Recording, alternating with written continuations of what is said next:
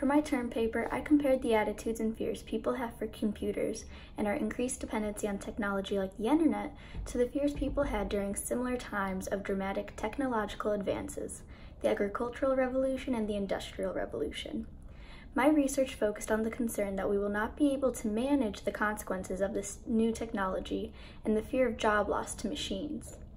The internet is still a young phenomenon, and our relationship with it is new. Before we can write it off as a source of evil or destruction, we must understand that this is how technology has been progressing for all of time. The 18th century marked the beginning of the agricultural revolution. This helped to eliminate food scarcity in many places, and farming became a profitable practice. However, during this time, the world also saw dramatic spikes in population. With more mouths to feed, this created an unsustainable demand on the land we were farming. Although the agricultural revolution introduced many new farming techniques that did improve crop yield, it was unregulated and led to a completely avoidable natural disaster, the Dust Bowl, which ravaged the Great Plains of Northern America, displacing millions.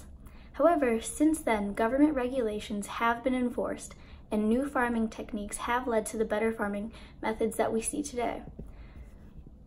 We see that in crop rotation, so that fields are not stripped of their nutrients from growing one crop, and trees being planted around farmland and in front of domestic houses to fight wind erosion, that we can make dramatic changes to an industry that has been around for a long time.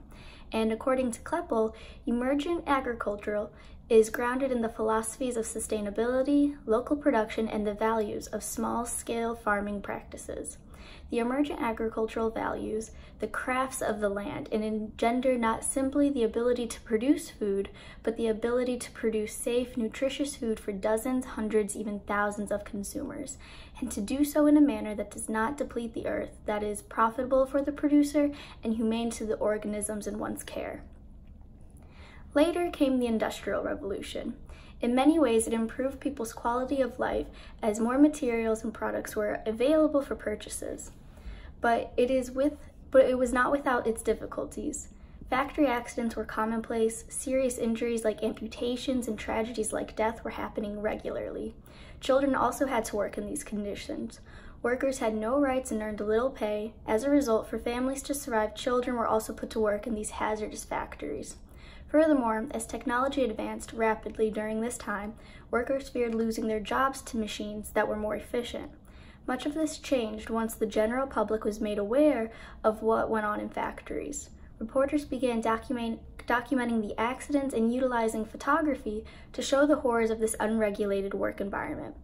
British poet William Blake portrayed the tragedy of the loss of childhood due to being forced into the factories in his book of poetry, Songs of Innocence and of Experience. Then, in the early 1906, Upton Sinclair's The Jungle was the match that ignited reformation. Health and safety standards were put into place in factories to manage their condition.